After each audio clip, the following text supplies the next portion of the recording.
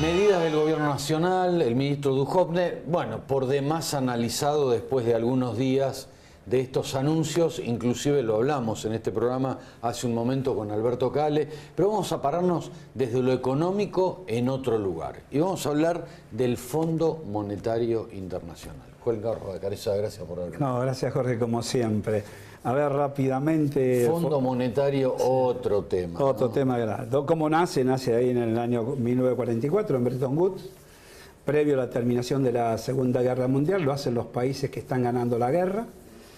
En ese mismo momento se crea el Fondo Monetario Internacional, el Banco Mundial y lo que se llamó GATT, Acuerdo de Precios y Tarifas. 40-45. 44. 44. 44. En el 44. El GATT es lo que hoy es la Organización Mundial del Comercio. En aquel momento se llamó Acuerdo de Precios y Tarifas.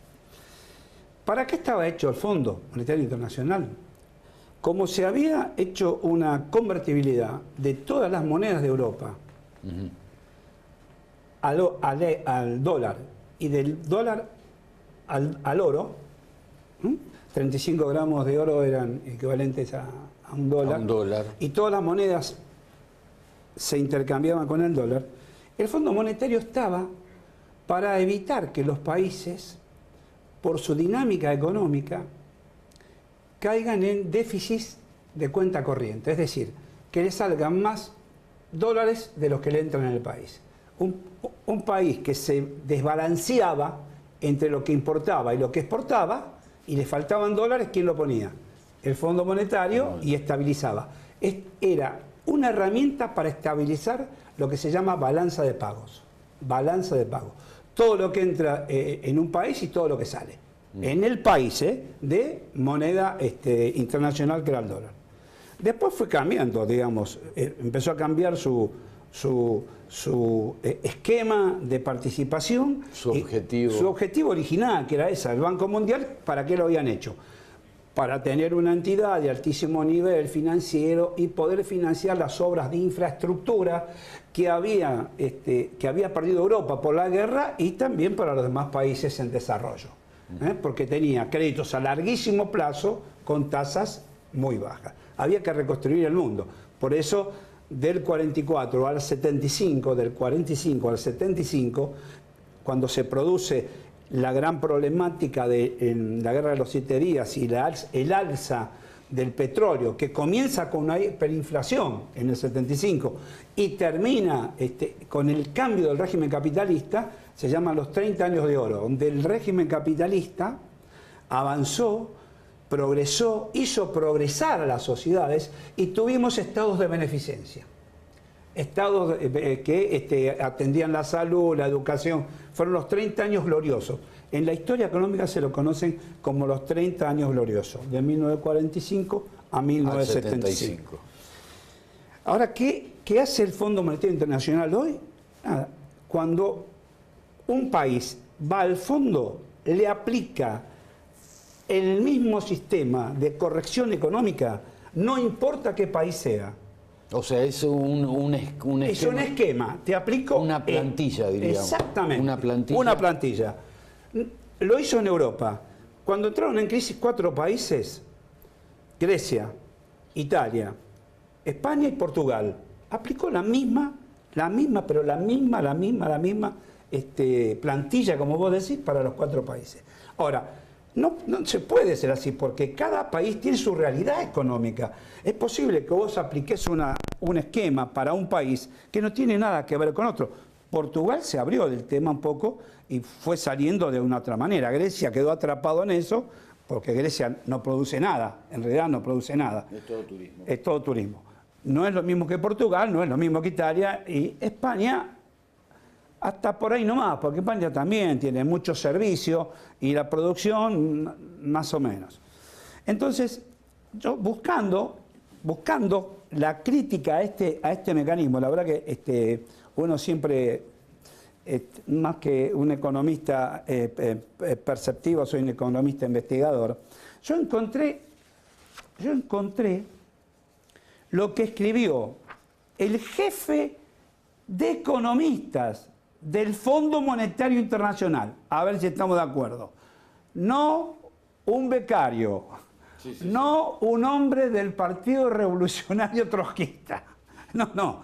El jefe de economista del Fondo Monetario Internacional, Oliver Blanchard, cuyo libro uso en mi cátedra de macroeconomía.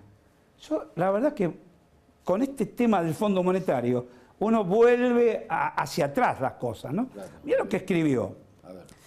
Años después de ser protagonista de fiascos económicos mayúsculos con toda organización internacional burocrática, el Fondo Monetario Internacional realizará una autocrítica acerca de sus errores para entender las razones del fracaso. Sostendrá que postular e imponer el ajuste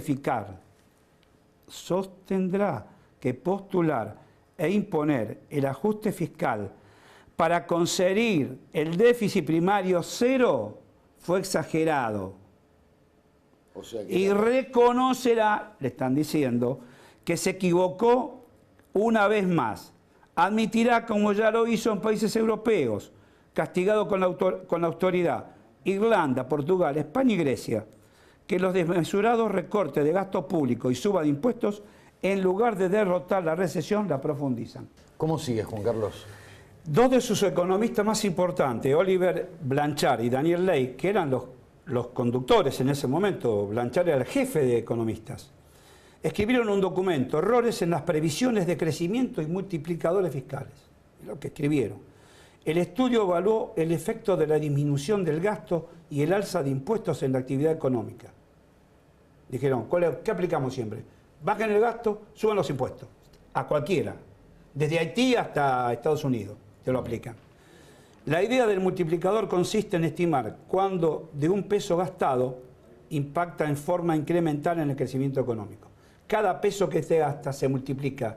A lo mejor genera un peso 50 más, ¿me entendés? Sí, eso es multiplicador. Sí. O en sentido contrario, cuando un peso no se gasta, genera un multiplicador negativo. Negativo. Entonces dice, admitieron que hemos encontrado que los pronósticos del Fondo Monetario, en el ajuste de las economías europeas, subestimaron significativamente el incremento del desempleo, la caída en el consumo privado y la inversión asociados a déficit cero. Así pidieron perdón. Hace 2 años el Fondo Monetario Internacional, 2 años, 4 años, porque estos son un poquito más viejos, publicó otro estudio sobre el impacto negativo del ajuste, otro escrito por Jonathan Ostri, Praskas Laungoni y David Furseri, que estaban trabajando, no se habían ido del Fondo Monetario. En ese momento, funcionarios del fondo, en vez de llevar al crecimiento, algunas políticas neoliberales han aumentado la desigualdad a la vez que ponen en peligro la expansión duradera. Y agregaron, hay aspectos de la agenda neoliberal que no han funcionado como se esperaba, y mencionan, entre otras cosas, que los costos en términos de aumento de desigualdad son prominentes. ¿Qué me decís vos? Ahora, yo digo una cosa, las autoridades económicas de la Argentina no leen esto, no lo saben, que esto ha fallado, que no es un problema... ideológico, está claro, no sé si... Yo no estoy hablando de ideología, estoy hablando de cosas concretas que lo dijeron 5 economistas del Fondo Monetario. Y ahora, ¿vos sabés lo que me extraña, Juan Carlos, en esto? Sé de tu objetividad, pero digo, que el Fondo Monetario, o sea, integrado, bueno, el poder, demás está a aclarar y lo que es, tenga una plantilla generalizada para todo. O sea, para el país chico, para el país grande, para el que está ubicado en Europa, para el que está en el sur. O sea, ¿cómo puede ser que no elaboren un programa, un proyecto para cada una de las necesidades, ¿no? Bueno, algunos dan la solución. ¿Por qué es eso? ¿Por qué? Porque en realidad los millonarios recursos que aporta el Fondo Monetario Internacional están destinados específicamente a salvar bancos y grandes fondos de inversión. Es para que se lleven la plata. No en el pueblo, exactamente, diríamos, ¿no? ¿Y qué está pasando? O en un gobierno. ¿Qué está pasando? Están vendiendo 60 millones, están vendiendo la plata del fondo. El fondo le dice, tiene prohibido el fondo entregar dinero. Jorge, por estatuto para sostener corridas de... Sí, pero acá lo autorizaron. Y acá lo autorizaron, y lo tiene prohibido. Ya lo hizo la otra vez con De la Rúa, cuando trajeron toda esa masa de plata y la masa de plata se fue. Ya pasó con De la Rúa. Hay denuncias, hay diputados que se han presentado ya en este tema. Es decir, no tienen autorización. Los fondos son para estabilizar la balanza de pago, sí, la moneda, no para esto. Ahora, si esto lo sabemos nosotros, los que no estamos en función, no lo van a saber, entonces uno tiene que entender que hay un doble sentido en el tema. Primero me endeudo, después recurro y saco la plata. Primero me endeudo, después recurro. O sea, dejando de lado un gobierno, el Fondo Monetario lo está cobrando su dinero ahora. El Fondo Monetario está prestando... Por la fuga de divisas. No, la fuga la cobran los inversores privados los inversores. y los bancos. Después vos le tenés que pagar al fondo. ¿Está claro? Claro. Entraron, hicieron todo el negocio. ¿Por qué? Porque se abrió la cuenta capital. Entren los fondos que quieran y váyanse cuando quieran. En un país como Argentina, que no tiene dólares porque exporta muy poco y necesita importar, no tenemos saldo de muchos dólares para que podamos abrir la cuenta capital. Claro. ¿Entendés? Nosotros no tenemos un resguardo de muchísimos dólares para que entren y salgan dólares como quieran. Entonces, ¿qué vienen a hacer los dólares acá? ¿No vinieron a inversiones? No, vinieron a jugar a la ruleta financiera. Sí. Hacen el dinero y parten. ¿Pero Argentina tiene los dólares? No. Entonces, ¿qué hace? Se los pide el fondo. Váyanse tranquilos, muchachos. Se los pueden llevar tranquilos. Ahora nos quedamos sin las inversiones y con la deuda. ¿Está clarísimo? Ahora, esto lo escribieron 5 economistas del fondo.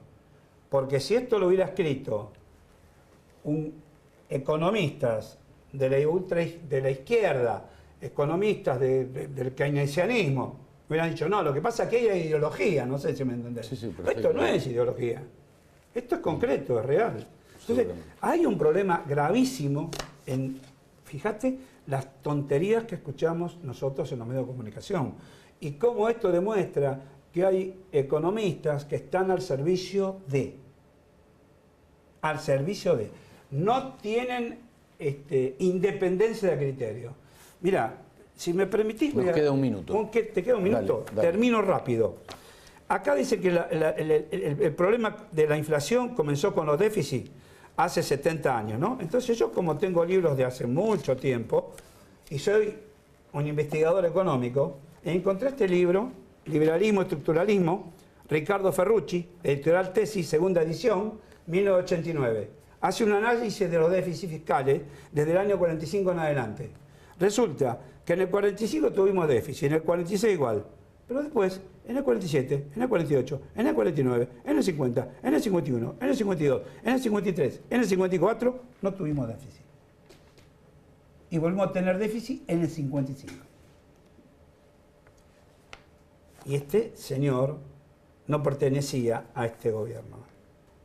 Entonces, cuando le ponen en la cabeza al público que no sabe, esto empezó hace 70, 80 años, el presidente dijo 80 años. El presidente se olvida la crisis de 1890 que hubo en Argentina por estar endeudada, que terminó con la revolución del parque creando la Unión Cívica, que después se transformó en radical. ¿Cómo que qué están hablando? Dicen mentiras permanentes. Y si no es mentira, es porque no saben. Y si vos no sabés, no tenés que hablar. Es lo mismo que nosotros pongamos a hablar de medicina, Jorge. Y estaremos debatiendo medicina. Vos me preguntando qué es el apéndice y yo contestando el problema de la vesícula.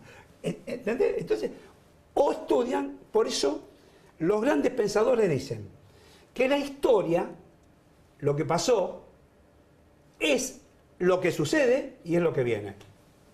Tal cual. Cerraste vos. Gracias, Jorge, como siempre. Gracias, Juan Carlos. Gracias, mi amado. Pausa.